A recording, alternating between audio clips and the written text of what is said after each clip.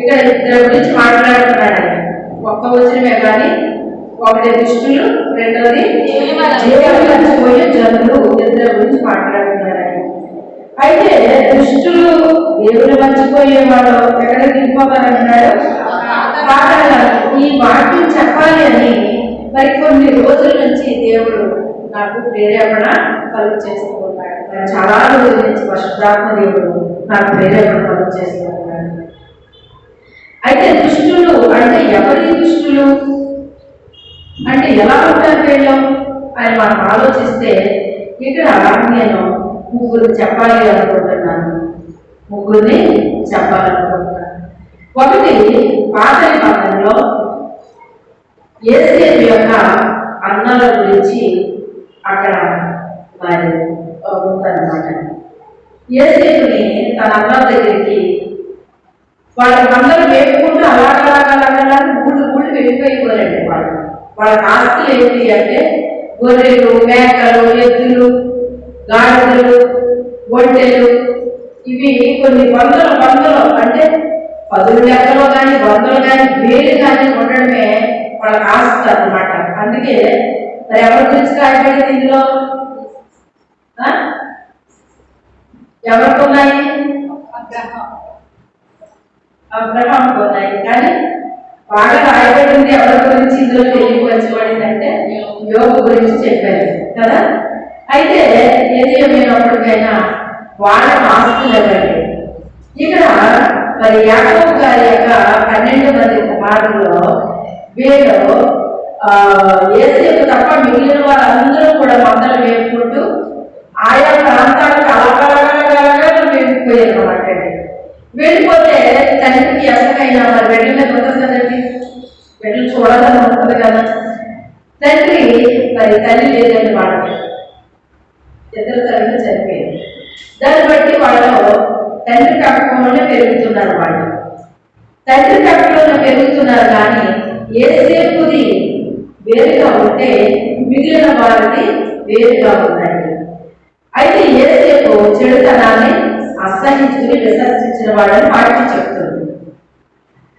ఇక్కడ తన అన్నలందరూ కూడా ఈ మందలు వేపుకుంటూ ఆయా ప్రాంతాలకు వెళ్ళిపోతూ ఉండగా తండ్రి అంటాడు ఒక రోజు, ఆయన ఒకసారి అన్నయ్య వాళ్ళని చూసిరా, వాళ్ళ క్షేమ సమాచారం ఏం నాకు ఏం తెలియట్లేదు, అసలు వాళ్ళు ఎక్కడ ఉన్నారో ఏం అర్థం అవ్వలేదు, ఒకసారి వెళ్ళి చూసిరా ఆయన అంటారు. అలాగే నాయన చెప్పేసి ఆయన బయలుదేరాడు. వెళ్తూ మరి తండ్రి తన కుమారుడికి ఈ ఆహార పదార్థాలు తీసుకెళ్ళి వాళ్ళకి ముప్పి అని చెప్పి ఇచ్చినప్పుడు ఆ ఆహారం పట్టుకుని ఆయన వెళ్ళినప్పుడు మరి ఆ అన్నలు ఆయన చూసి, అరే కళ్ళకని వాడు వస్తున్నాడు, వీరి కళ్ళలు చేసే రోజులోకి తపం చేసేయాలి, వీరిని మళ్ళా తిరిగి వీడు వెనక్కి వెళ్ళకూడదు, వీడిని ఎలాగైనా ఈరోజు మనం తపం చేయాలి అని చెప్పేసి వాళ్ళు మాట్లాడుకుంటుంటే మరి దీనికి ఎటువంటి దురాలోచన లేకుండా ఒక రకంగా చెప్పాలి అంటే యేసేపుకి తన అన్నల మీద చాలా ద్వేషం రావాలి. కారణం ఏంటి అంటే మరి యేసేపు చాలా పరిశుద్ధమైన జీవితాన్ని కలిగిన వాడండి, చాలా తండ్రికి ప్రేమ కలిగిన కొడుకండి. అందరికీ ఒక డ్రెస్సులు కొంటే యేసేపు గారికి విచిత్రమైన అన్ని గుర్తించుకోలేడు ఆయన. యేసేపు అంటే చాలా ఇష్టం. ఎందుకంటే వాళ్ళందరూ ప్రవర్తన ఒకలాగా ఉంటే ఈయన ప్రవర్తన ఒకలాగా ఉండేదండి. మన ఇంట్లో మన పిల్లలు కూడా చూడండి, ఎవరి ప్రవర్తన బాగుందో తల్లిదండ్రులు ఎక్కువ ఆ వ్యక్తిని ప్రేమిస్తారు కదా. అంటే తల్లిదండ్రులు పక్షపాతమని కాదు, కానీ వాళ్ళ యొక్క ప్రవర్తన వాళ్ళకి చాలా ఇష్టం అవుతుంది. అది అర్థమే. అయితే ఏది ఏమైనప్పటికైనా వాళ్ళ చెడుతనం చేసే వాళ్ళు ఈయన చెడుతనాన్ని అసహించుకునే వ్యక్తి. అసహించుకున్న వ్యక్తి చెడుతనం చేయగలరా? చేయట్లేదు. అయితే వీళ్ళు చేసిన చెడు పనులన్నీ వాళ్ళ నాన్నగారు చెప్పేవాడు. ఇంటికి చెప్తే అసలు మనం చేసే ప్రతీది కూడా తీసుకొచ్చేది చేస్తాడు, మోసపుచ్చినట్టు చెప్తున్నాడు. వీళ్ళు నాన్నేమో మనల్ని చెప్తున్నాడు, మరంతే కదండి చెడు. నాన్న అన్నయ్య ఇలా చేస్తున్నారు అని మంచి సమాచారం చెప్తే తండ్రి ప్రేమ చూపిస్తాడు కానీ సంతోషిస్తాడు. కానీ వాళ్ళు ఇలా చెడు పనులు చేస్తారంటే ఏ తండ్రి సంతోషిస్తాడండి? మరి ఒక రకంగా మరి ఓట్ల ఎలక్షన్ జరిగింది ఏంటో మాకు తెలియదు కానీ మరి ఏది ఏమైనప్పటికైనా ఆట తండ్రి చేత కొంచెం అనిపించుకోవడము లేకపోతే జరగలేమో ఏదో జరిగింది మొత్తం మీద. అయితే వీళ్ళు ఈ యొక్క ఏసేపుకి దేవుడిచ్చిన కళలు వాళ్ళతో చెప్పినప్పుడు అతను అసూయపడి పగపట్టిది మరింత పగపట్టిది అని అక్కడ రాయబడిందండి. అయితే ఒక వ్యక్తి మీద ఒక వ్యక్తి పగపట్టినప్పుడు ఎలా ఉంటుందో మీకు తెలుసు కదా కదండి. ఉన్నవి లేనివన్నీ కూడా వాళ్ళ మీద చెప్తూ ఉంటారు. వాళ్ళు ఇలా అయిపోవాలి అలా అయిపోవాలి అని చెప్పేసి కోరుకుంటూ ఉంటారు. ఈ రకంగా ఉంటూ ఉంటారు. అయితే అలాంటప్పుడు ఏసేపుకి తన అన్నల మీద ఏముండాలి? ద్వేషం ఉండాలి. అన్నయ్యకు పట్టుకెళ్ళి ఆహారం పెట్టు అంటే ఏమనాలని వెంటనే అందరం ఎవరికైనా పెట్టమని చెప్పు కానీ ఆడకు పెట్టమని చెప్పకూడదు. నేను ఆడ మాత్రం పట్టుకెళ్ళని ఖచ్చితంగా చెప్తారండి కదా. కానీ ఆయన అలా చెప్పలేదు. చెప్పకుండా తండ్రి మాటకి లోబడి ఉదయం చూపించి వాళ్ళ ఆహారం తీసుకెళ్ళాడండి. ఎటువంటి కల్మషం లేని హృదయం అన్నమాట. అందుకే దేవుడు అంటాడు కదా, నిర్దోషమైన నిష్కపటమైన హృదయంతో నిర్దోషమైన చేతులెత్తి మీరు ప్రార్థన చెయ్యాలి అంటాడు అనమాట. పురుషులారా ఇలా చెయ్యాలి మీరు ప్రార్థన అంటున్నాడండి పౌలు గారు. సంఘానికి హెచ్చరిక చేస్తున్నాడు. అయితే ఇక్కడ మనం చూసినప్పుడు ఎటువంటి మరి స్వార్థము కానీ పగ కానీ కక్ష కానీ ఏమీ లేకుండా వాళ్ళకి నిస్వార్థంతో ఆహారాన్ని పట్టుకెళ్ళి మరి పెడదాం అనుకున్నప్పుడు అదే కళ్ళ తల్లి వాడు వస్తున్నాడు వీడి కళ్ళని రోజుతోటి కళ్ళ చేసేయాలి అని చెప్పేసి వీడి మరలా తిరిగి ఇంటికి వెళ్ళకుండా చెయ్యాలి మనం అనుకున్నారు వాళ్ళు. అనుకుని మాట్లాడి వాళ్ళ గురించి ఏమని రాయబడింది అంటే ఆదికాండము 37వ అధ్యాయము ఒక్కసారి ఆలోచన చదువుతాము. అతడు రాజములకు వాడు దూరం నుండి అతను చూసి అతను చంపుటకు దురాలోచన చేసి ఏం ఆలోచన చేశారట? అంటే ఈ దురాలోచనలు ఎవరు వస్తాయి? దుష్టులకు వస్తాయండి. అంటే ఇప్పుడు వీళ్ళు ఎటువంటి వాళ్ళని మనం చెప్పుకోవాలి? వాళ్ళ దుష్టత్వంలో ఉన్నారండి. వాళ్ళ దుష్టత్వంలో ఉన్నారు. అందుకే వాళ్ళు దురాలోచన వచ్చిందనమాట. అందుకే దావీదు గారు మొదటి కీర్తనలోనే మొదటి మాటగా రాస్తాడు ఆయన. దుష్టుల ఆలోచన చేతుల నడువగా పాపల మార్గంలో నిలువగా అపహాసకులు కూర్చొని చోటన కూర్చుంటారని అని చెప్పేసి మొదటి మాటలోనే ఆయన మొదటి అధ్యాయం మొదటి వచనంలోనే రాసి పెట్టేశాడు ఆయన కదండి. అయితే దుష్టుల కంట దురాలోచనలు వస్తాయంటే ఒక వ్యక్తిని అంటే ఎవరో కూడా కాదు, తన యొక్క సొంత రక్త సంబంధం. రక్త సంబంధం ఎప్పుడు కూడా పక్కన పెట్టుకోకూడదు. అంటే పెట్టుకోవడం పెట్టుకోవడం కాదు, కానీ రక్త సంబంధుల మీద కానీ ఎవరి మీద కూడా సహజమైనంత వరకు పగలు పెట్టుకోకూడదు, పగ సాధించకూడదు. అది దేవుడికి ఇష్టకరమైంది కాదనమాట. ఒకవేళ మీ ఇద్దరికి మాట ఒకవేళ కుదరకపోతే మరి నువ్వు ఎలా చేస్తావు, నువ్వు చేసింది అది తప్పు అది నువ్వు మొహమాటం లేకుండా చెప్పు. గదించే తప్పేమీ లేదు. అన్నలు తమ్ముళ్ళని గద్దించవచ్చు. ఒక్కొక్కసారి తమ్ముళ్ళే అన్నయ్యలు గద్దించవచ్చు, చెప్పలేమని మాట్లాడి గద్దించవచ్చు, చెప్పలేము. రాత్రి నేను బస్సులో కూర్చున్నప్పుడు నా వెనక కూర్చున్న ఆయన ఫోన్లో మాట్లాడుతున్నాడు అనమాట. ఎవరితో మాట్లాడుతున్నాడు నాకు తెలియదు, కానీ ఆ బస్సులో అందరికీ పడినంత లౌడ్గా మాట్లాడుతున్నాడు అనమాట. మాట్లాడుతూ ఆయన చెప్తున్నాడు అనమాట, మీ తమ్ముడికి గొడవ వచ్చింది కదా నువ్వు వెళ్ళలేదా అని అడుగుతున్నారంట ఎవరు. అప్పుడు మా తమ్ముడు ఏమన్నా నాతో చెప్తాడా? ఆడి స్టేషన్కి వెళ్ళాల్సి వచ్చి అప్పుడు చెప్పండి అంటున్నాడు. అప్పుడు చెప్పినప్పుడు నేను అన్నాను, ఇంకోసారి ఇలా ఎప్పుడు చెప్పకు, ఎప్పుడు చెప్పదు, ఇప్పుడు ఎందుకు చెప్పకూడదు, ఇంకొకసారి నేను చెప్పావంటే ఇంటికి వచ్చి తొంతాను నేను అని చెప్పాను కదా అని చెప్తున్నాడు ఆయన. చూసారా?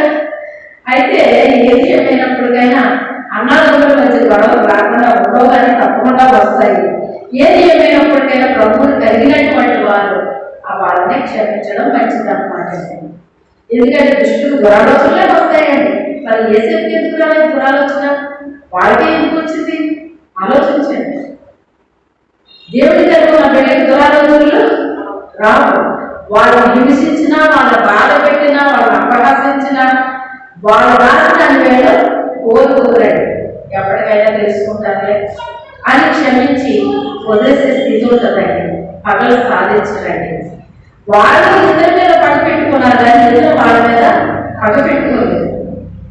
గమనించారా?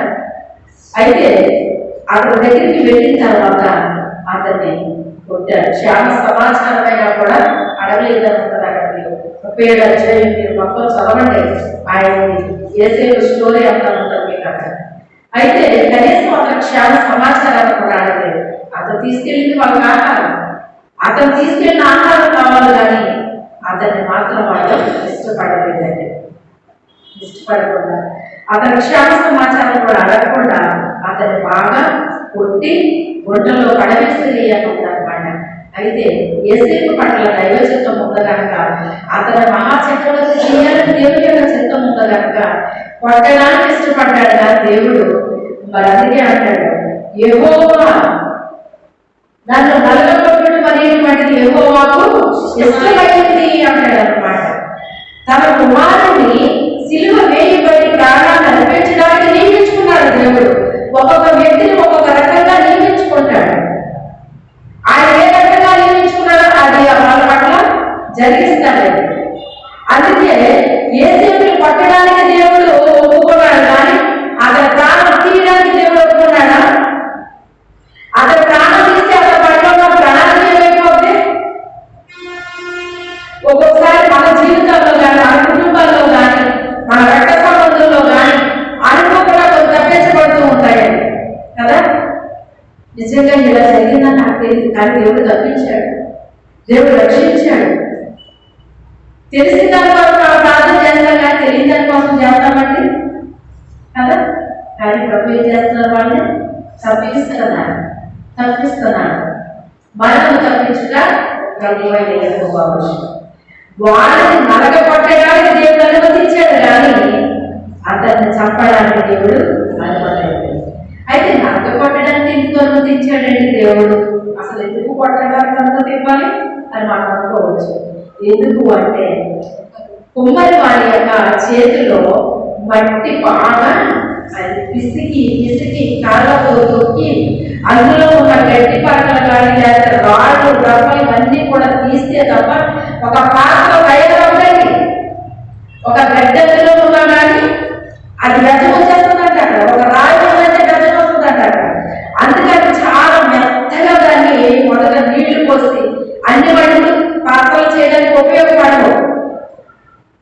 కొంత మట్టి చిరట మట్టి ఉండాలంటే దాన్ని ఆ మట్టిని తెచ్చి నానబెట్టి కాళ్ళతో తొక్కి అందులో ఉన్న గడ్డి గాలు రాళ్ళు రకాలన్నీ తీసేసి బాగా పిసికి అప్పుడు అది సారి మీద పెట్టి ఆ కుమ్మరి ఏది చేయాలనుకుంటాడు ఆ పాత్ర ఆయన చేస్తాడండి. ఆ పాత్ర అతని చేతిలో విడిపోయినప్పుడు మరలా పట్టిని పారేయకుండా తీసి మరలా మొక్క చేసి మరొక పాత్రలు చేయడానికి సారి మీద పెడతాడండి. అలాగే ఒకవేళ ఒకసారి విడిపోయినా రెండుసార్లు విడిపోయినా ఆ మట్టిని మాత్రం ఆయన అడవేయుడు. నువ్వు నేను కూడా అంతే. దేవుని చేతిలో జీవము కలిగిన దేవుని చేతిలో పడితే బహు భయంకరం అంటున్నాడు. మనం ఎవరి చేతిలో పడడం వచ్చి నాకు తెలియనప్పుడు నేను అనుకునేదాన్ని వాటిని చదవాలన్నా చాలా భయమేసింది. అదేంటి ఇలా ఉండేది? జీవము కలిగి దేవుని చేతిలో పడటం భయంకరం అంటాడేంటి అంటే దేవుని చేతిలో మనం పడకూడదా? పెడితే ఏమైపోతే ఏం చేస్తాడు దేవుడు మనల్ని అని భయం అనిపించేది అనమాట. ఏమి చేయడండి, ఏమి చేయడు. ఆయన మనకి ఇష్టమైనట్టుగా మనం ఏం చేస్తాడంటే మలిచి మార్చుకుంటాడు అనమాట. మళ్ళీ ఏం చేస్తాడు? ఆయన ఏ పాత్రగా చేయాలని అనుకున్నాడో ఆ పాత్రగా వాళ్ళు మలిచి ఆయన మార్చుకుంటాడు, వాడుకుంటాడు. అయితే కొన్ని పాత్రలు విడిపోతా ఉంటాయంట. దేవుడు చెప్తే వీళ్ళు చేస్తూ ఉంటారు, దేవుడు చెప్తే వీళ్ళు చేస్తూ ఉంటారు. చూడండి, సౌలుకి ఏం చెప్పాడు దేవుడు? నువ్వు యుద్ధాలు చేస్తున్నావా అని చేసే అవుతుందని చెప్పాడు కదా. అదంతా శాపగ్రస్తమైంది అంటే తెచ్చేసాడు. సమయం నుంచి ప్రార్థన చేస్తే తప్ప బలపిస్తే తప్ప అతను యుద్ధాలు చేయకూడదు. అతను రావడం లేదని ఎట్లనే ప్రార్థన చేశాడు. ఇలాంటి తప్పులు చాలా మంది చేస్తారండి. అలా చేయకూడదు. చూడండి, హిందువులు పూజలు వచ్చే వరకు ఏమైనా చేసుకుంటారంటే గమనించండి. ఒక సైట్ లో రోజాలు వచ్చి మంత్రాలు చదువుతున్నాడు అనమాట. అంటే ఆ సైట్ లో ఏదో కట్టబోతున్నారు అన్నమాట. ఉదయం మేము వచ్చేటప్పుడు రోడ్డు పక్కన. అంటే వాళ్ళకి ఎంత నమ్మకమో చూడండి. అసలు మరి జీవము కలిగిన దేవుడిని సృష్టికర్తనే నువ్వు నమ్ముకున్నావంటే నీకు ఎంత ఉండాలి, అసలు ఎంత ప్రాధాన్యత ఇచ్చుకోవాలి మనం దేవుడికి. ఇస్తున్నామా అంతా? చూడండి మనం ఇవ్వగలుగుతున్నామంతా. సమయం నుంచి బలి అర్పించి ఒక యుద్ధానికి, రాజుల యుద్ధానికి వెళ్ళకూడదండి. ఆ కాలంలో అంతా కూడా రాజులు ప్రవక్తలు ఏం చెప్తే చెయ్యాలన్నమాట. ప్రవక్తలకి దేవునికి మరి సంబంధం ఉంటుందండి. అందుకే ఒక యుద్ధానికి వెళ్ళాలన్నా, ఏదన్నా చెయ్యాలన్నా ప్రవక్తలు పిలిచి ఆయనతో ప్రార్థన చేయించుకుని ఏం చేయమంటారు చేసుకోవాలి తప్ప నేను రాజును కదా అని చేసేవారు కాదండి. ఈయన మొదటి రాజు కనుక దెబ్బతినేసాడు అనమాట.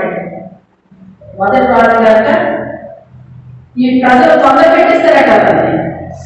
ఎప్పుడు కూడా సాధారణ మన యొక్క దర్శనాన్ని కోల్పోయేటట్టుగా చేస్తుందండి. ఏ రకంగా అంటే ప్రజల్నే వాడుకుంటుంది మన మీద. మీరు ఏదో అనుకుంటారు, ప్రజల్ని వాడుతుంది మన మీద. ఏముంది ఆయన చేసే ప్రార్థన చేయి, ఇందులో తప్పేముంది? ఎవరైతే తప్పు అనుకుంటారు అది చెప్పండి. కానీ పాస్టర్ విశ్వాసే పాస్టర్ చేయాలి.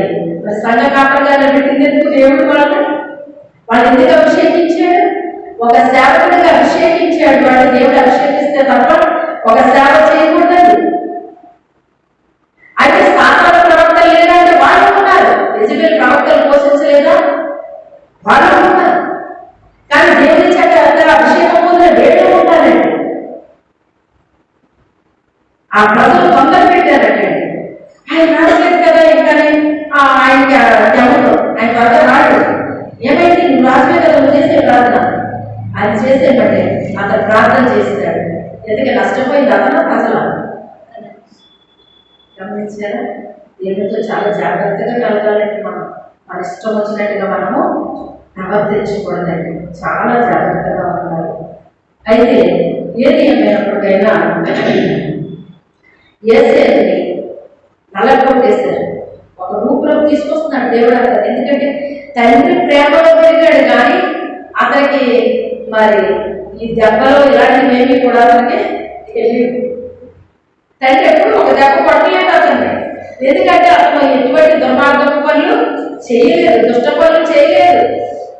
అందుకే తండ్రి ప్రేమ పొందుకున్నాడు, కానీ తండ్రి చేత ఎప్పుడు కూడా శిక్ష అనుభవించలేదు. కానీ దేవుడు తన చేతిలో మనం ఎప్పుడైతే పడ్డామో మనల్ని ఏం చేస్తాడో తెలుసా? రూపురేఖలు లేకుండా నల్లగొట్టి పడతాడనమాట. తెలుసా? ఒక పువ్వుని మన చేతిలో పెట్టి ఇలా నలిపితే ఎంత సువాసన వస్తుందని నలిపి భయపడేలా చేస్తాడు ఆయన. నలిగిన పువ్వు సువాసన వచ్చినట్టు పువ్వుగా ఉంటే అంత సువాసన వస్తుందండి. ఏది ఎక్కువ సువాసన వస్తుంది? నలిగినది. ఆ అనేక పువ్వులు నలిగిపోతేనే అది పెర్ఫ్యూమ్గా తయారవుతుంది అన్నమాట కదా. ఎంత సువాసనలు వస్తున్నాయి. నలిపేస్తాడండి దేవుడు. అందుకే అక్కడ జీవము కలిగిన దేవుడి చేతిలో పడ్డ భయంకరం కాదట, బహు భయంకరం అంటాడు. బహు భయంకరం. కానీ ఆయన ఏమి మనం చెప్పేది కానీ ఒక రూపులోకి తీసుకొస్తాడు. అందరూ మనల్ని ఇష్టపడేటట్టుగా ఒక చక్కని రూపునిస్తాడు మనకి, ఒక చక్కని ఆకారాన్ని ఇస్తాడు మనకి. ఆయన అనుకున్న రూపులో మనం వచ్చేస్తే ఇంకా బాగా తయారు చేస్తాడు మనల్ని.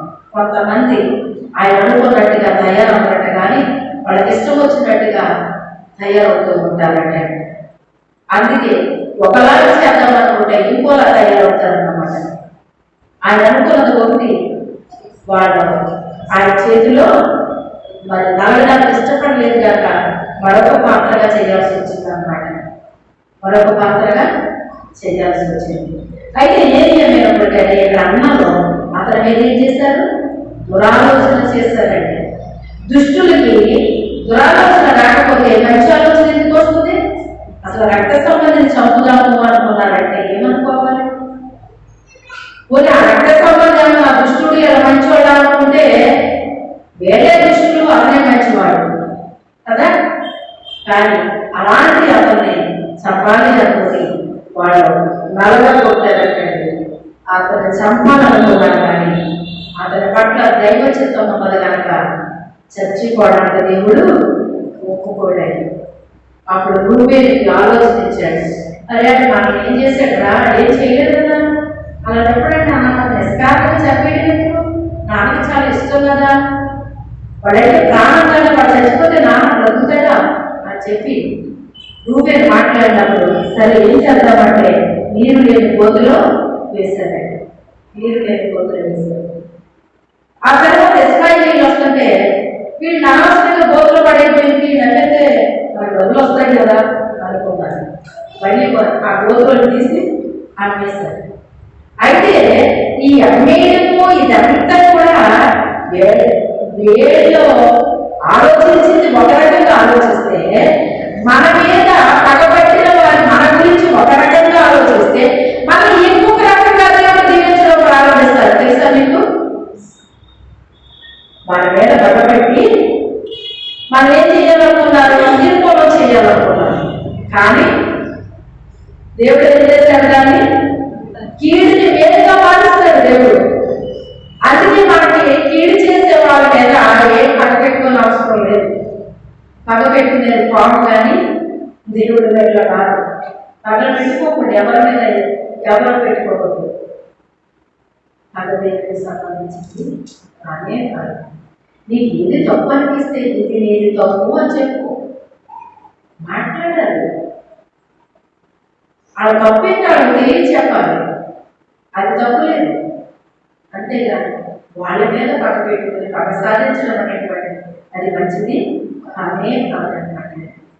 అందుకే దుష్టులకి ఏమొస్తుంది, దురాలోచన వస్తాయండి.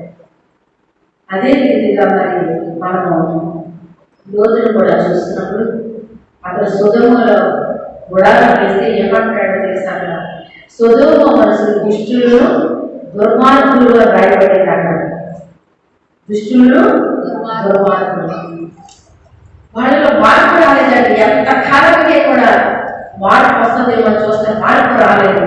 లాస్ట్కి వాళ్ళ మీద ఏమొచ్చింది, అగ్ని గంధకాలు పొరవబడి, అగ్ని గంధకాలు పొరవబడి.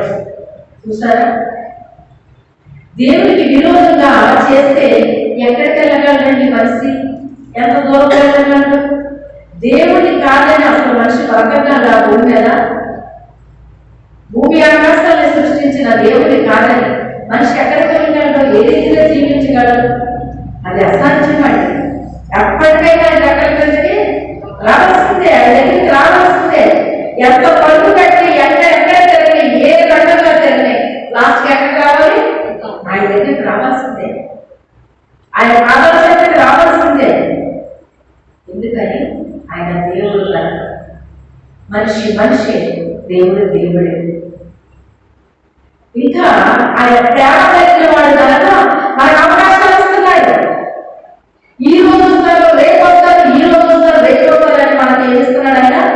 అవకాశాలు ఇస్తున్నాడు ఆయన.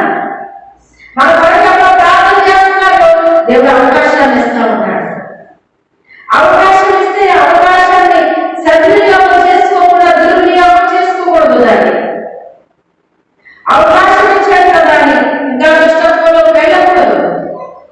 ప్రకటనలో దుష్టులు ఇంకా దుష్టత్వంలో వెళ్ళిపోతారు, నీతిమంతులు ఇంకా నీతిలోకి వెళ్ళిపోతారు, యథార్థవంతులు ఇంకా యథార్థంలోకి వెళ్ళిపోతారు, పరిశుద్ధులు ఇంకా పరిశుద్ధులకు వెళ్ళిపోతారు అని రాయబడిందండి.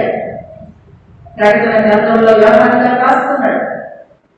అలాగా దుష్టులు దుష్టత్వాన్ని విడిచిపెట్టాలి కానీ ఇంకా దుష్టత్వంలోకి వెళ్ళిపోకూడదండి. వెళ్ళిపోయి ఏమి సాధిస్తారు? ఏమి సాధించలేరండి. ప్రభువుని కాదని ఎక్కడికి వెళ్ళగలరు? ఒక్కోసారి అంటున్నాడు దావీదు, ప్రభువా నేను ఆకాశానికి వెళ్ళి అక్కడ ఉన్నాను, ఒకవేళ పాతాళానికి కింద అక్కడ ఉంటాను, భూదిగంతాలకే సముద్రంలోకి వెళ్ళినా ఎక్కడైనా నువ్వు ఉన్నావు ప్రభు, ఎక్కడైనా నువ్వు ఉన్నావు అని చెప్పేసి ఆయన అంటున్నాడు. ఆయన మనం ఎక్కడికి వెళ్ళినా మనం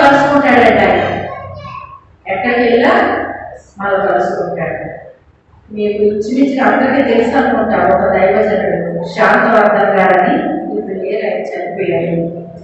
ఆయన ప్రాణం పోయి పాతాళానికి వెళ్ళిపోయిందంటే ఒకసారి వెళ్ళిపోతే ఇదేంటి నేనేంటి పాతాళానికి వచ్చానేంటి అని చెప్పేసి ఆయన ఏడుస్తున్నాడు. ఆయన ఇదేంటి ప్రభావ, నేను ఎక్కడికి వచ్చానేంటి, నేను ఎక్కడికి వచ్చానేంటి అంటే సైతాను ఆయన పాపాలన్నింటినీ చూపిస్తున్నాడు. ఇగో ఎంత గొడవపాటివి, ఈ పాపాల చూపిస్తానే అర్థంగాని పెద్ద కొడుకు లిస్టుని చూపించిందంటే చూపిస్తే, అయితే ఇదేంటి నేను ఇంకా పాతాళంలో ఉండాల్సిందేనా, ఈ అగ్నిలో కాకపోవాల్సిందేనా, నేను నిత్యంగా ప్రభు ఏదో నన్ను రక్షించవా అని చెప్పి ఏడుస్తున్నాడండి. అక్కడ ఏడుస్తుంటే ఒక పెద్ద హస్తం వచ్చి ఆయన పైకి తీసుకుని వెళ్ళిపోయినాడు. ఆ పెద్ద కాగితం మీద రాసిన పాపాల మీద ఒక రక్తము దాని మీద పడిందంటే, క్రీస్తు యొక్క రక్తము ప్రతి పాపాల నుంచి మనం ఏం చేస్తుంది, విడుదల చేస్తుందండి. నిజమే, మనిషి పాపం చేస్తే కాదని నేను అనట్లేదు. ఆనాడు పాపం ప్రతి ఒక్కరికి అది సంప్రాప్తం అయిపోయింది, అది వచ్చేసింది, అందరికీ కూడా వచ్చేసింది. అందుకే పుట్టుకతోనే పాపిగా అయిపోయాడండి మనిషి. కానీ దేవుడు ఏం చేశాడంటే తన రక్తంతో పాపి యొక్క పాపాన్ని కొట్టివేస్తున్నాడండి. ప్రభు పాపలైన నన్ను మరణించాలి ఎవరైతే హృదయపూర్వకం అడుగుతున్నారో, దేవుడి దగ్గర పశ్చాత్తాపడుతున్నారో, వాళ్ళ పాపాలన్నీ కూడా ఏం చేస్తున్నారు, తన రక్తంతో నిజమే ఎంత ఎంత చెత్తాడనే చూపిస్తున్నాడండి. సాతాను మీ పాపాలు చేస్తున్నారు, ఏమంటారు దేవుడి రాజ్యాన్ని అని చూపిస్తున్నాడు. కానీ మనిషి ప్రభు నేను పాపిని, నిజమే నేను పాపిని, ఘోరమైన పాపిని, నాయన నన్ను క్షమించాయా, నీ రక్తంతో నన్ను పడుతుందని హృదయపూర్వకంగా ఎవరైతే అడిగారో వాళ్ళు ఏం చేస్తాడు, ఆయన తప్పకుండా క్షమిస్తాడు, రక్షిస్తాడు. ఆ హస్తం ఆయన పరలోకానికి తీసుకెళ్ళిపోయిందంట. తన భార్య ప్రార్థన చేస్తున్నారంటే హాస్పిటల్లో ప్రార్థన చేస్తే ఆయన బ్రతికిస్తాను అని చెప్పి దేవుడు మాట్లాడాడట. అప్పుడు వాళ్ళు ఆ స్ట్రెచర్ మీద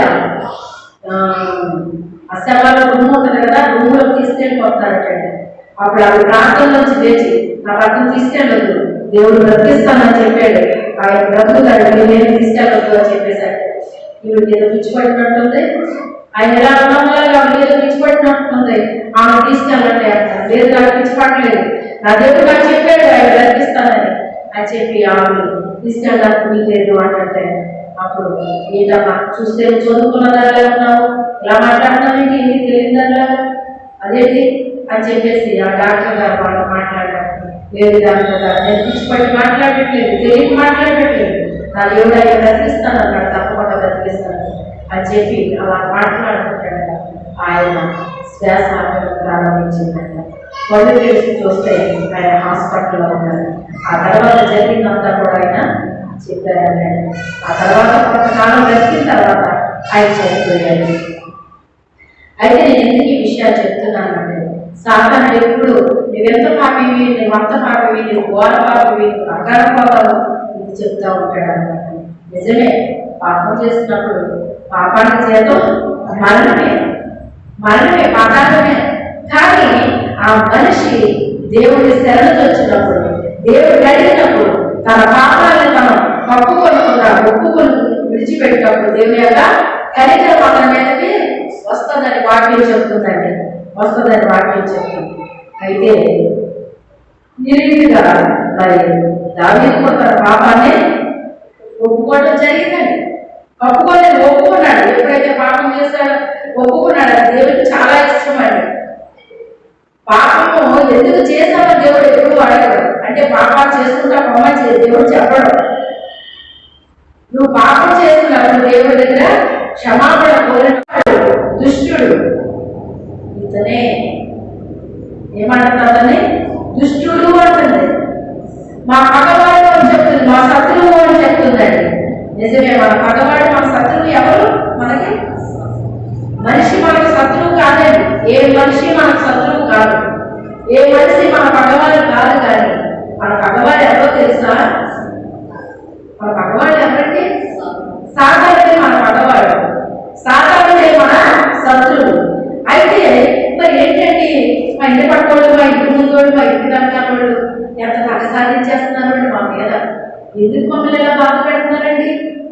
అని అనుకోవచ్చు. ఎందుకో తెలుసా? ఆ శత్రువైన సాతాను ఎవరిలో ప్రవేశించాడు? మనిషిలో ప్రవేశిస్తాడు. వాళ్ళు ఎందుకు బాధ పెడతారో, వాళ్ళు ఎందుకు ఆ రీతిగా హింసిస్తారు అంటే ఆ మనుషుల్లోకి ఎవరైనా ఇప్పుడు సాతాను ప్రవేశించింది. సాతాను ప్రవేశించినప్పుడు దేవుని పిల్లలమైన మన మీద కక్ష సాధిస్తారు, వాళ్ళు పగబడతారు మన మీద, హింసిస్తారు మన మీద. శరీరానుసారంగా పుట్టిన వాళ్ళ, ఆత్మానుసారంగా పుట్టిన వాడి మీద పుట్టిన వాడిని హింసిస్తాడు అని వాటిని చెప్తుంది. శరీరానుసారంగా పుట్టిన వాడు అంటే ఆ పాపాలు ఒప్పుకోరు, ఏం ఒప్పుకోరు, బాప్తిసం తీసుకుంటారు. అంటే శరీరానుసారంగా పుట్టడం. ఆత్మలో జన్మించిన వాడు పాపాన్ని ఇష్టపడలేడు, పాపం జోలికి వెళ్ళలేడు. శరీరానుసారంగా పుట్టిన వారికి, ఆత్మలో జన్మించిన వారికి చాలా వ్యత్యాసం ఉంటుంది, చాలా వ్యత్యాసం ఉంటుంది. అందుకే మన పగలు మనుషులు కాదు కానీ సాతానుడు. ఆ సాతానుడు మన మీద ఎలా పగ సాధిస్తాడు అంటే ఎవరో కూడా ప్రవేశిస్తాడు. ఏం చేస్తాడు? ఎవరో ఒక వ్యక్తిలో ప్రవేశించి మన మీద పగ సాధిస్తూ మనల్ని హింసిస్తూ, అటు శరీరానుసారంగా కానీ అటు ఆత్మానుసారంగా కానీ మన మీద ఏం చేస్తారు? వాళ్ళు పగ సాధిస్తూ ఉంటారు, హింసిస్తూ ఉంటారు, బాధ పెడుతూ ఉంటారండి. అప్పుడే మీరు గ్రహించుకోవాలి. అప్పుడే మనం ఏం చేయాలి? గ్రహించుకోవాలి. మనిషిలో దెయ్యం ఉంటే వాళ్ళ చూపు మారిపోతుంది. తెలుసా మీకు?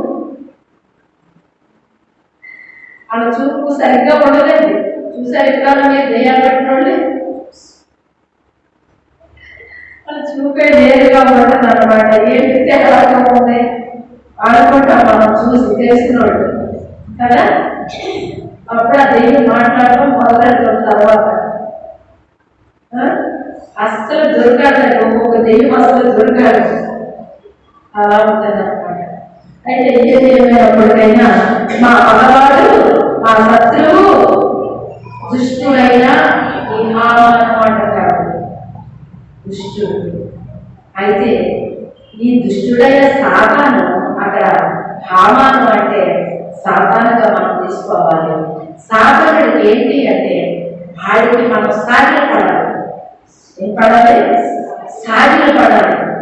ఆడికి సాగిల పడకపోతే ఉండడం మనల్ని రకరకాలుగా మన మీద పెద్దలు ప్రకటిస్తాడండి, విజృంభిస్తాడండి, హింసిస్తాడండి, దూషిస్తాడు, పగపడతాడు, అలా రాని మాటలు అంటుకుంటాడు.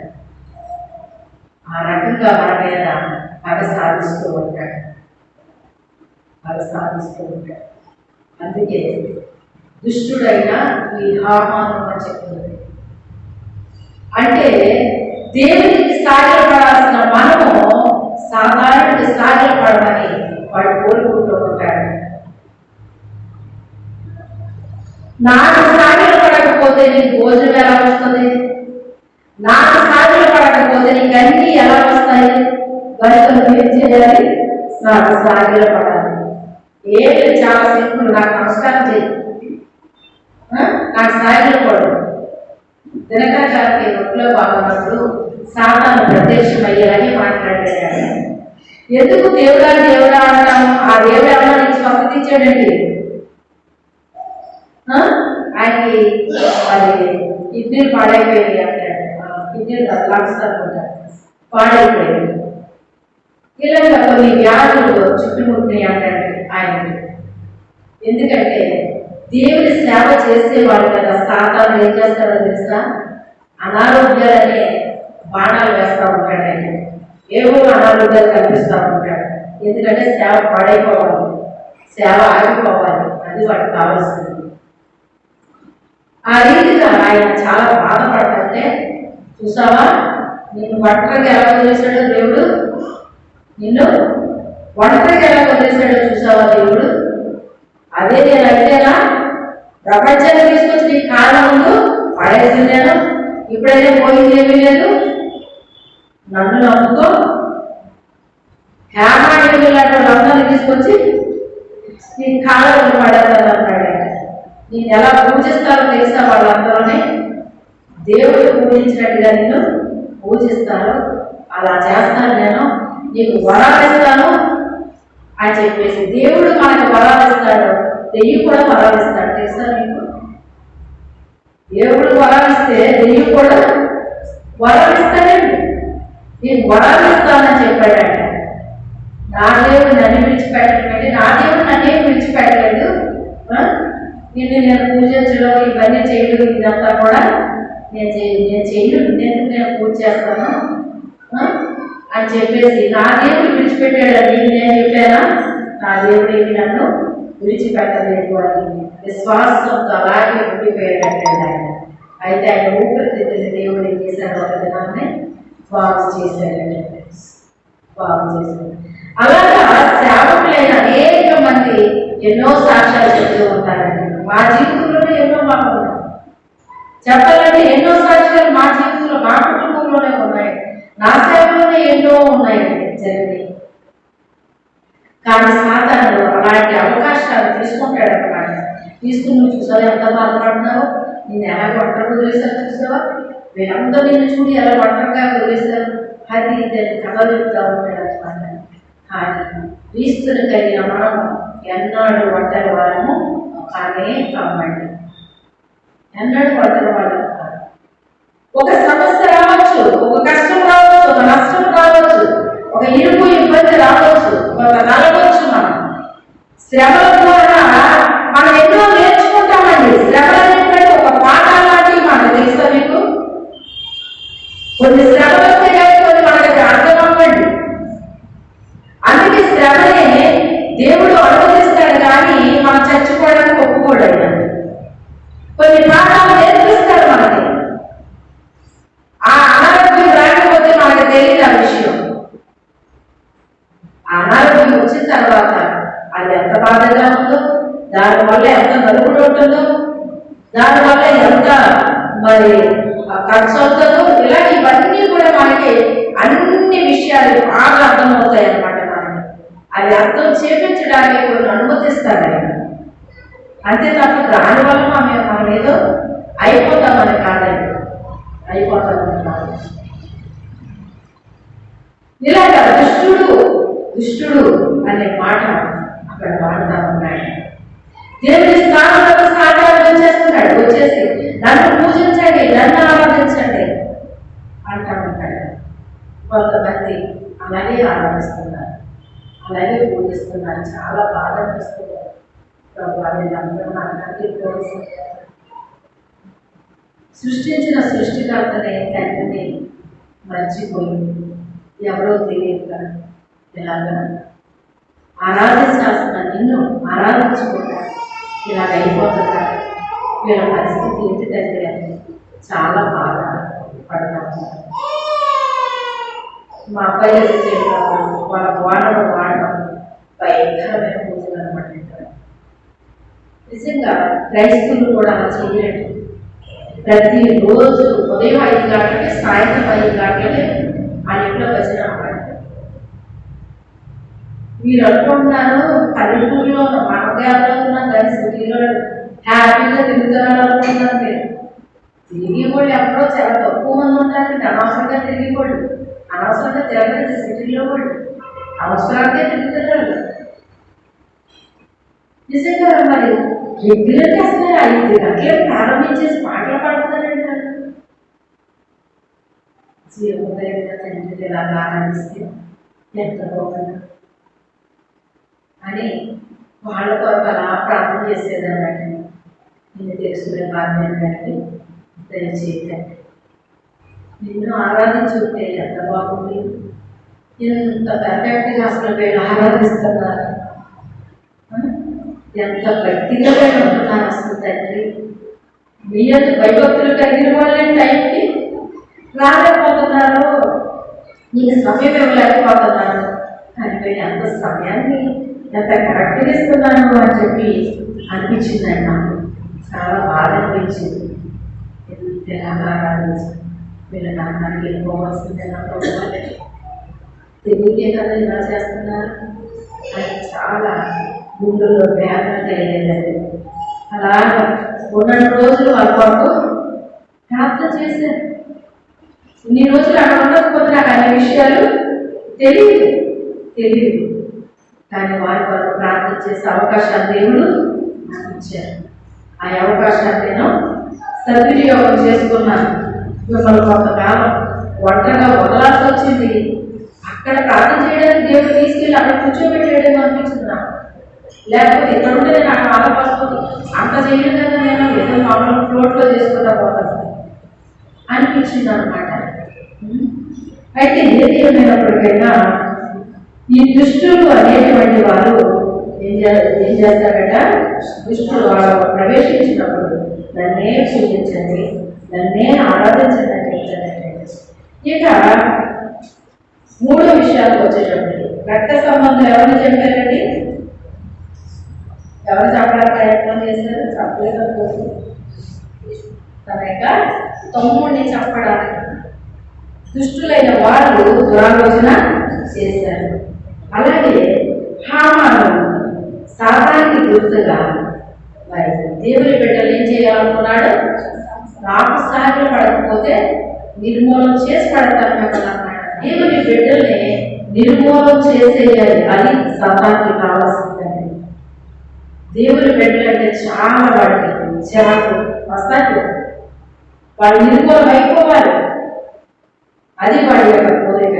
ఇక మూడవ చూస్తే ఫిలిప్పీయులకు రాసిన పత్రికలో 3వ అధ్యాయం 2వ వచనంలో ఏమని చెప్తున్నాడంటే, కుక్కల విషయమై జాగ్రత్తగా ఉండి, దుష్టులైన పనివారి విషయమై జాగ్రత్తగా ఉండి, ఈ చేదను ఆచరించే వారి విషయమై జాగ్రత్తగా ఉంది అని చెప్తున్నాడండి. ఇక్కడ కుక్కల విషయమే జాగ్రత్తగా మనమన్నాడు.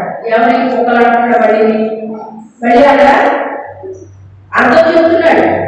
కుక్కల విషయమే జాగ్రత్తగా ఉండండి అని చెప్పి, కుక్కలంటే ఎవరు అనుకోరంగా ఎవరున్నానే అప్పుడు మళ్ళీ తను అర్థం చెప్పేస్తున్నాడు. అక్కడ దుష్టులైన పరివారి విషయమై ఎవరంటే మీరు దుష్టులైన పరివారి విషయమై జాగ్రత్తగా, దుష్టులైన పరివారం అంటే వారు పని చేస్తున్నారో లేదా చెప్పండి? చేస్తున్నారు. కానీ ఎవరైనా చెప్తున్నారైనా దుష్టుడు. మొన్న ఒక కళ వచ్చిందండి నాకు, అక్కడికి వెళ్ళాక కొన్ని కుక్కలు నా మీద వస్తున్నాయి అన్నమాట. వస్తుంటే వాటిని నేను కర్రతో బెదిరిస్తున్నాను. నా దగ్గర కర్ర ఉంది. ఆ కర్ర దేనికి సాదృశ్యం చేస్తా? దేనికి? వాక్యం. కాపర్ దగ్గర ఏముంటది? దుడ్డు కర్ర ఉంటుంది. ఆ దుడ్డు కర్రతో తప్పు చేసి దండిస్తాము. అదే కర్రతో మీకందరి ఆహారాన్ని మీ నోటికి అందిస్తాము. నూతనమైన విషయాలు తీసుకొచ్చి అవి మీకు అందిస్తూ ఉంటాము. నూతన వాక్యం, నూతన విషయాలంటే నూతన వాక్యాన్ని, తెలియని విషయాలు అవి తీసుకొచ్చి మీ నోటికి అందిస్తూ ఉంటాను. అది కాబట్టి అందుకే దావీదు ఏమన్నాడు? మీ దుడ్డు కదా మీ దండలను ఆదరించబడ్డాడు. ఆ కర్ర ఉంటుందండి మా చేతిలో. ఆ కర్రతో బెదిరిస్తుంటే అవి దూరం అవుతున్నాయి. ఇంకోటి ఏంటంటే, ఇంకోటి ఉంది వాటి మధ్యలో. అది ఏంటి అంటే, అది కోతులాగా లేదు, కుక్కలాగా లేదండి. ఉంటే కుక్కలమైన కుక్కలాగా ఉండాలి, అలా లేదు. ఇంకా కొన్ని కోతులు, ఇంకా కోతులు ఎలా ఉంటాయి, కొన్ని కోతులాగా ఉంటుందంటే అలాగా లేదండి. ఇదేంటిది విచిత్రంగా ఉంది, ఇలాంటిది ఎక్కడ చూడలేదు. కుక్కలాగా లేదు, కోతులాగా లేదు. అది నా మీదకి వస్తున్నప్పుడు ప్రభువుని పిలిచానమాట. ప్రభువుని పిలిచాను. అయితే ఇది ఈ వాక్యంలోకి ఏడాది వచ్చింది. చూసారా, దేవుడు ఒక దర్శనాన్ని చూపించాలంటే ఊరుకు చూపించకండి. ఆయన ఈ వాక్యాన్ని నేను ధ్యానిస్తున్నాను. రేపు వాక్యం చెప్పాలి కదా, ప్రభు ఏం చెప్పాలి ఏంటి అని నేను ఎక్కడ ధ్యానించడం ప్రారంభిస్తున్నాను. అక్కడ ఇంటి దగ్గర అడిగాను, మళ్ళీ రాత్రి ప్రయాణంలో అడిగాను, తెల్లవారుజామున అడిగాను, అర్ధరాత్రి దగ్గర అడిగాను, నాకు నిద్ర ఏం పడుతుందంటే కూర్చున్నాను. అందుకని అలా అడుగుతానే ఉన్నాను.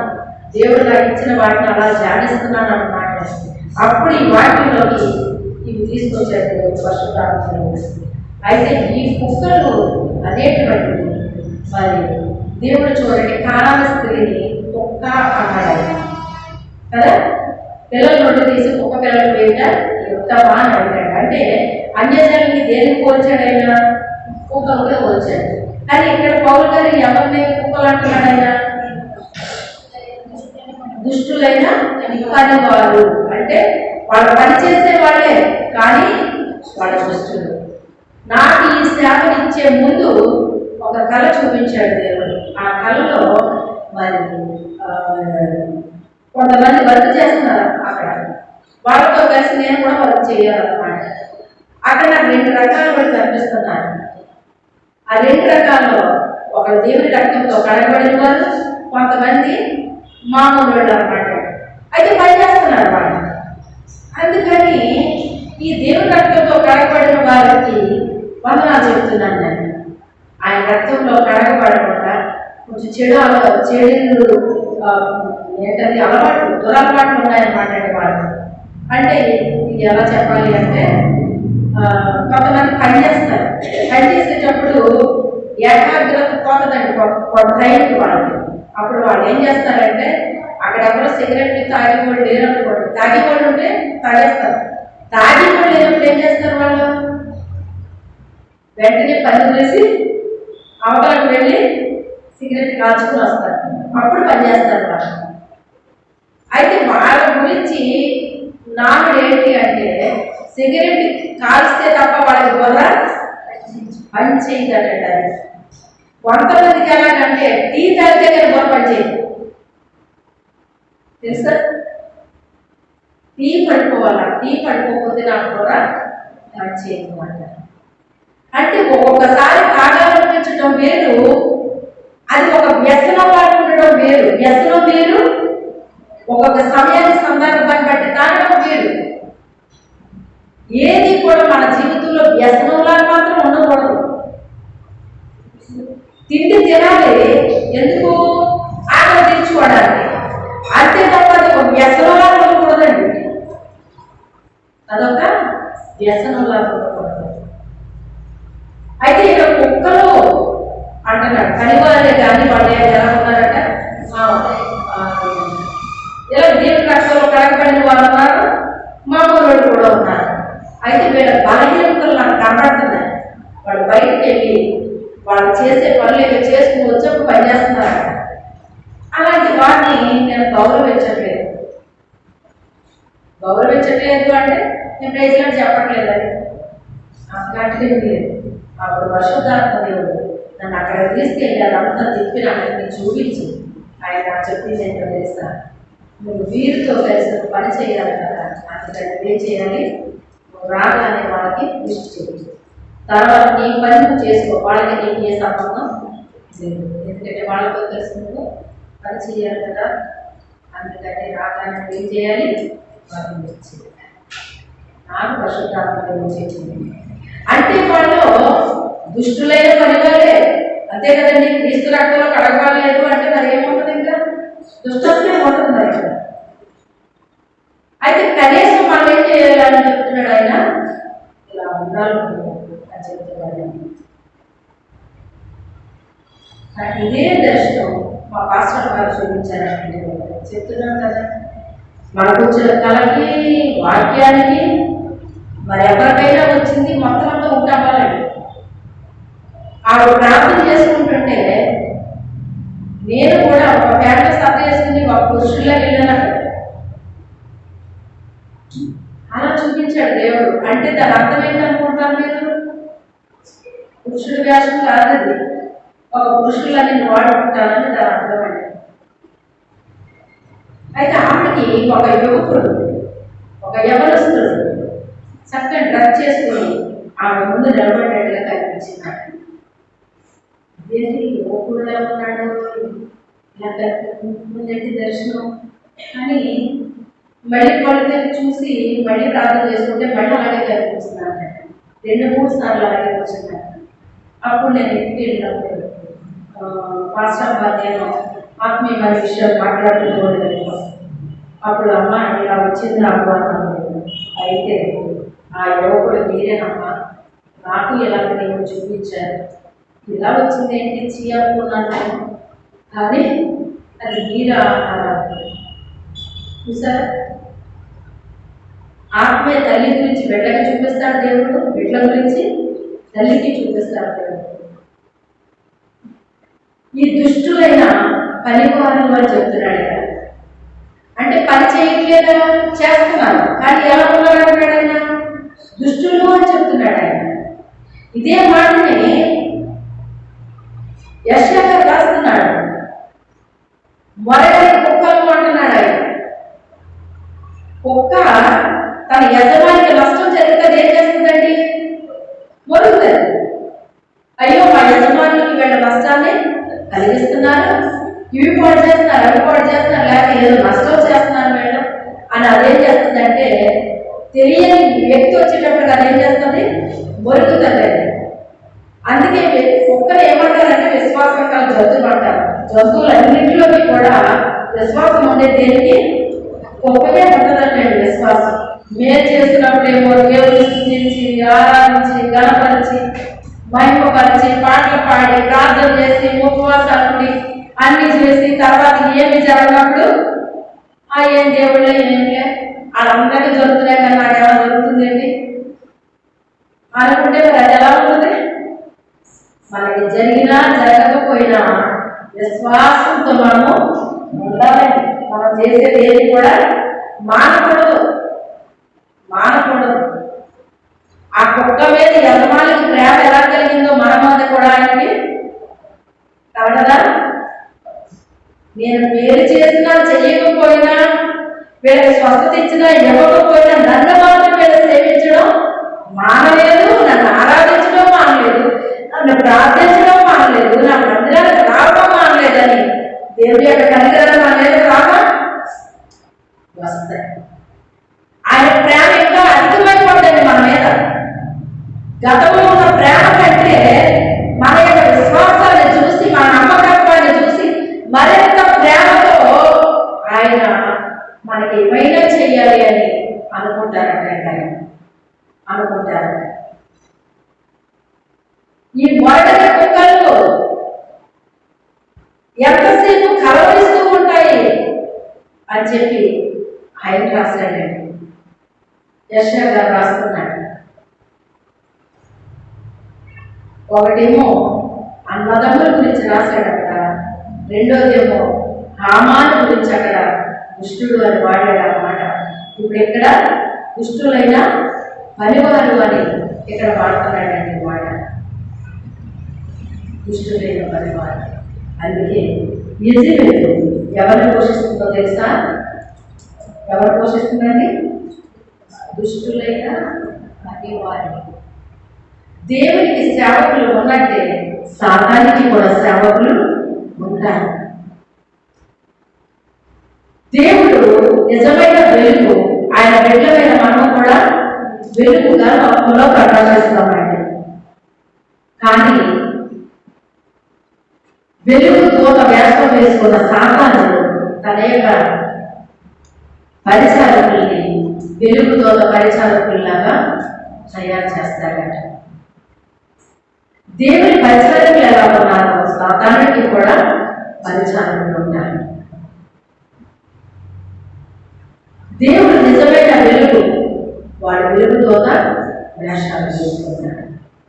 అలాగే దేవుని యొక్క సేవకులు వెలుగైన బిడ్డలో, సాతాను సేవకులు వెలుగు పరిచారకుల్లాగా వేషాలు వేస్తారు. వాడిని కొరింథీయులకు రాస్తున్నాడని పౌలు గారు. అందుకే ఆయన ఏం చెప్తున్నాడంటే, దుష్టులను దేవుని మర్చిపోయే జనులందరూ కూడా పాతాళానికి దిగిపోతారు. అంటే దుష్టులు దిగిపోతారు. తర్వాత ఎవరు దిగిపోతారట? దేవుడు మర్చిపోయే జనులు దిగిపోతారటండి. దేవుడు ఎవరు మర్చిపోతాడండి అని మనం అనుకోవచ్చు. ఎవరు మర్చిపోతారంటే చూడండి, ఇశ్రాయేలీయులు దేవునికి కాస్త విరోధంగా ప్రవర్తించారట. ఆ కారణాన్ని బట్టి ఆయన వీళ్ళకి కాస్త గుణపాఠం నిరూపించాలి అని చెప్పి ఐగుప్తు దేశానికి తీసుకెళ్లి అక్కడ బానిసలుగా చేశాడు. ఆ బానిసలుగా వాళ్ళకి పనులు చేస్తుంటే అప్పుడు వాళ్ళు పెట్టారట దేవుడిని, ప్రభువా మేమేంటి ఇలా బానిసలుగా పనిచేస్తున్నాము తండ్రి, మాకు ఎప్పుడు విడుదల ఇస్తావు తండ్రి, మమ్మల్ని ఎప్పుడు రక్షిస్తావు తండ్రి, ఏంటి ఆయన ఈ ఐగుప్తు దేశంలో ఏంటి మేము ఉండడం ఏంటి, ఇదేంటి ఆయన అని చెప్పేసి ఏడుస్తూ ఉన్నారు. వాళ్ళు ప్రార్థన చేస్తున్నారు. ఆ ప్రార్థన చేయలేక ఉపవాసంలో మొదలెట్టారంటే మూడుగురు కూడా దేవుడి సన్నిధికి వెళ్ళి అంటాడు. ఆ మూడుగురు మీద దేవుడు ఏం చేశాడంటే మోషే గారిని ముందే ఏర్పాటు చేసుకున్నాడైనా, ఆ తర్వాత ఆయన ఒక తర్కీయులకి తీసుకెళ్ళాడైనా, ఆ తర్వాత మోషే గారితో మాట్లాడి ఆయన ఐగుప్తు దేశానికి తీసుకొచ్చాడు. అప్పుడు మీకు అందరికీ తెలిసిన స్టోరీ, దాన్ని చెప్పనవసరం లేదు, వాళ్ళని బయటకు తీసుకొచ్చాడు. అదే మాటని ఇర్మియా గారు ఏమని రాస్తున్నాడంటే, ఐగుప్తు అనేటువంటి ఆ ఇనుప కొలిమిలో నుంచి మీ దేవుడు మిమ్మల్ని బయటకు తీసుకొచ్చాడు.